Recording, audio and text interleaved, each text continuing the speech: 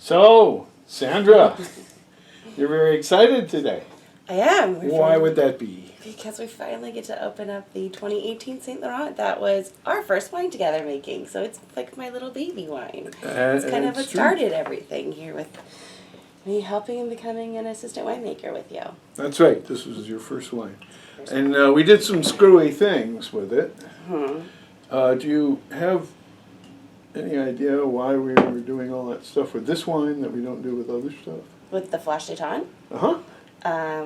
Wine, I believe we do that to like bring down the acidity a little bit in it. It doesn't really do that. I know it's the heating and it's been a little bit. Well, since why I've don't read you up on explain what it Flash is? I mean, what's going on when you do Flash d'Éton? Oh, that was a while ago. I don't remember. Okay, we can cut that out. Yeah, that's fine. All right, so Flash d'Éton is a procedure that was invented by the French, and it does a lot of different things. One thing is that it's good for grapes that have mildew, and it does a number of things. It kills the mildew, and it vacuums off the mildew aromas. But most important, it denatures an enzyme called lacase that can attack, cause browning and also attack the color of wine. I mean, that's the reason why the Petit Syrahs in the Russian River, which are prone to rot, tend to have lighter color than anywhere else. So this is from Carneros. And Saint Laurent, it's St. Lawrence, the guy with the seaway, was martyred in 286 AD. I'll get to that in a second, why that's important. But it isn't grown very much in France or in Germany because of the humidity. And so it's very popular in Austria. It's a descendant of Pinot Noir and the father of Zweigelt. And it's also the primary grape in the Czech Republic. So kind of a continental, sort of like Colorado, very low humidity, a lot of UV, they're up in the mountains and that kind of thing. That's not really descriptive of Carneros. Carneros is right on San Pablo Bay, and so the grape has some proneness to rot. So that's one of the reasons that I wanted to do it, was that at least in some years, its tight cluster is going to cause some mildew. We didn't actually have mildew in this case. We did have some in the 2015, but there are other things that happened that I really like. This is the first time we've gone 100% Flash d'Éton. In 2015 we went half. So another thing it does is vacuum off pyrazines, which are the bell pepper aromas. And so you'll see a big difference between the 14 where there was no flash and the 15 where there was half flash, and this wine where it's 100%. This stuff has such great structure and aromatic integration that you don't really smell bell pepper, but there is something dark in the wine. I talk about it as being sort of like a Beaujolais with a cynical Eastern European personality to it. And this one doesn't have that as much. It's so the fruit is brighter. That's because of another enzyme that's denatured by Flash d'Éton is called amylic esterase. Amyl alcohol can form esters that are very fruity. You see them in carbonic maceration. And I really like those in this wine. That basically you're heating the must very quickly up to 180 degrees, and then you put it in a vacuum chamber and it sucks out some water so it lowers the temperature back down to 60. So that makes the grapes explode, and you get the skins come out, they look like cellophane. They don't have anything in them anymore. So you get 100% of the skin extractives with no seed tannin. And that's not always good. I like to have a little seed tannin, a little structure, so I actually put the seeds back and we ferment it that way. But that's the basic idea. More color, more structure, less problem with rot, brighter fruit. It's also picked earlier in the season too, isn't it? During harvest?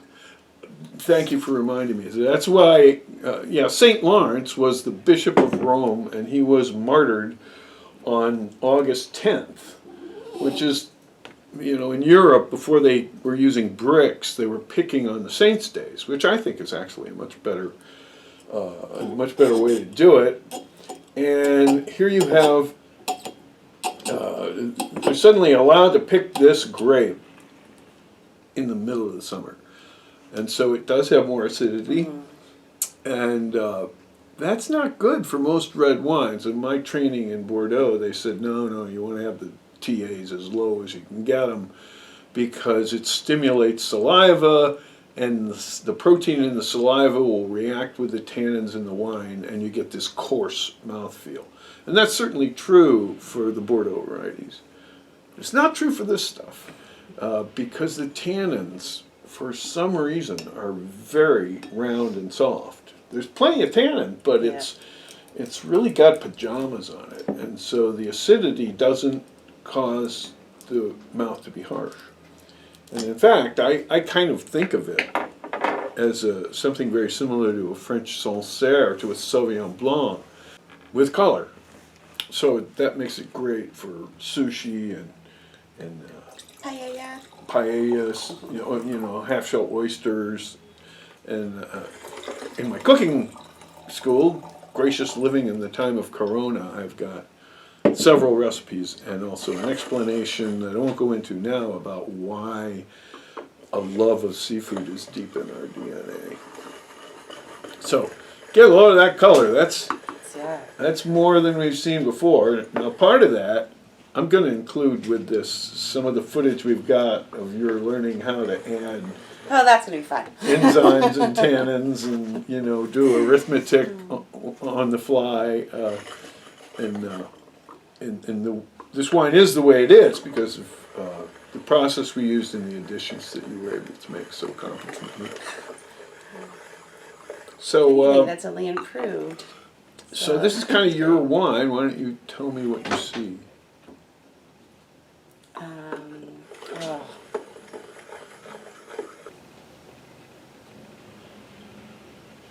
It's really bright nose, like the cherries and the fruit. Yeah. You don't get any of the piercings at all. Yeah, it's cherry or plum or something like that, and like a dark fruit, yeah. I think there is complexity. There's a little bit of floral. Yeah. Tiny. Yeah. Kind of lilac. Yeah. Okay, so what do we got here? Just incredibly soft, rich mouthfeel. And because we pick it so early, the alcohol on this is only 11.5. Yeah. So again, that makes it really good for seafood and just a very drinkable, generous wine. It's pretty good picnic wine, just like Beaujolais, but richer and softer. And I think you could be forgiven to put a little bit of a chill on it. Yeah. Well, anything else you want to relate about your first love? I don't know.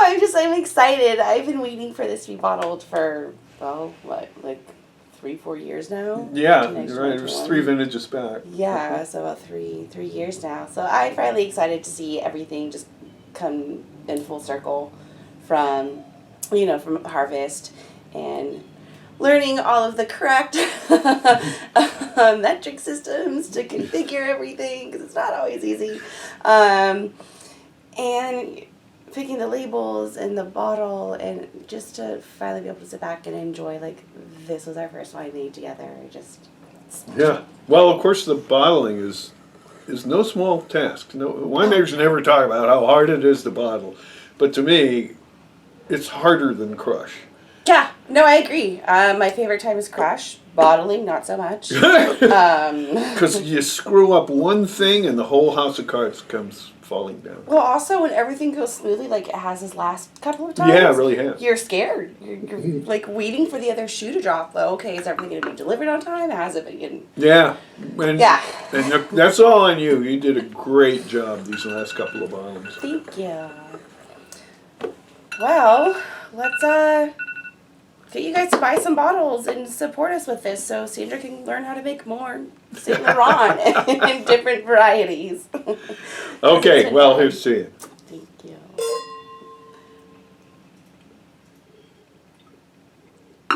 Definitely the best yet. Oh yeah, that's yummy. Emmanuel's your man here. Okay. I'll be back this afternoon. I'll probably miss you. You guys will be on the road by You'll miss then. us. Yeah. We need this on the road by 10:30 or 11 because Nick's got a long drive. Okay. Okay, Travis. Thanks a You lot. bet. All right, John, again. Okay, so here we're transforming Sandra here from an office queen into an assistant winemaker, and she's going to add these thermal enzymes that help macerate the fruit, and we need to put 25 milliliters in each of the 3 IBCs. So now she's going to see whether she can pour. Yeah, I think maybe you want to be somewhere where if you spill, it's not a big deal. There you go. Steady hand. That's fine. It doesn't have to be exact. And then we'll put 250 mils of water on top of that.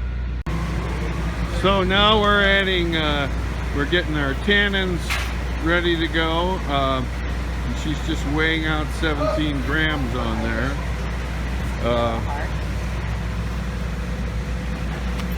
Making a big mess. I know. That's okay. Winemaking is mud pies for grown-ups. And these tannins are called sacrificial tannins. So what they're going to do is pull the protein out so that the natural grape tannins that we have will stay. Okay, and here's my terrified assistant winemaker about to inoculate her first batch. Thanks. Yeah. So we're going to weigh out 100 grams of yeast and we'll make up a liter of water at about 100. So what do you got? It's at 96. 96. So we Okay. need 104 temperature. All right. What's half of 4? 2. Okay, so 100 plus 2 is 102. very good. Okay, so let's make that up. We got some real hot water here. Should we see what that is? So let's find out what the temperature of that is. Oh, yeah, that's hot. Always being very careful not to drop the thermometer. Correct.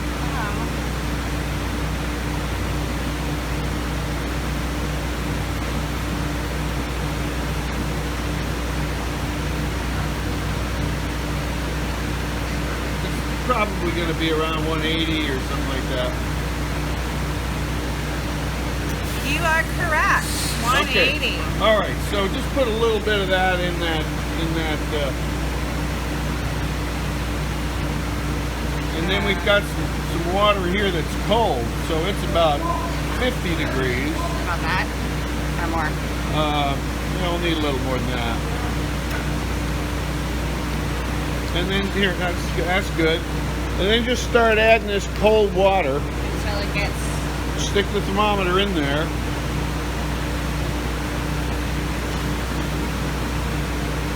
There you go. And so we want that down to 102. And it's 180 and that's about 50. So just start with about equal parts and see what we got.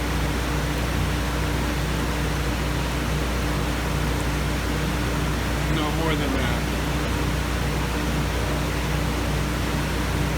You can always add more hot.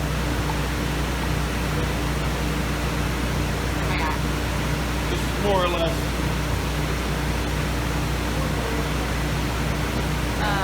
It's at 120. Okay.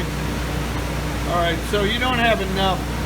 You're going to need to get up to here, right? This is a liter, so you want 2/3 of a liter. Put a little more hot in there. And it's fine if you have too much. just dump that in. This is the most important step in winemaking, that we have to hydrate the yeast at the right temperature or they'll be dead. And many times winemakers screw this up. Well, put a little more. I really just dump in a whole bottle. Yeah, okay. All right, so what's that temperature? Give it a good stir.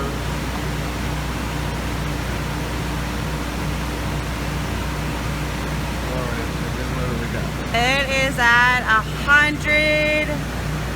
101. Okay. That's pretty perfect. So, toss it in there up to the 1 liter mark here.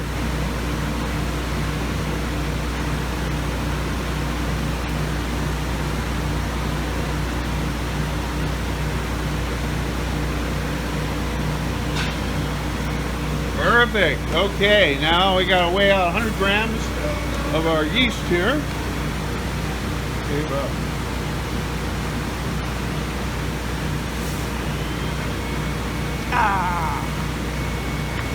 Close enough. Okay. So then toss it in while we're still in our perfect temperature zone. And then we gotta do that for 10 minutes. And then it says, it wants you to stir it. Stir. With a spoon, go. Okay, but then what does it want you to do after 20 minutes? Let's see, for 20 minutes, stir to dispense the yeast and cool to within 10 degrees Celsius of the fermentation temperature by the addition of the cold must. And what's the temperature in the tote? 98 degrees. So are we within 10 degrees C? No. Yes, we're within 10 degrees. So we just throw it in. That's right. Okay. All right. What do you think that is? What do I think this is? First wine of the vintage. Ooh. That's the Laurent. Oh, is Isn't the it? color amazing? Oh, it's so pretty. The legs on it too.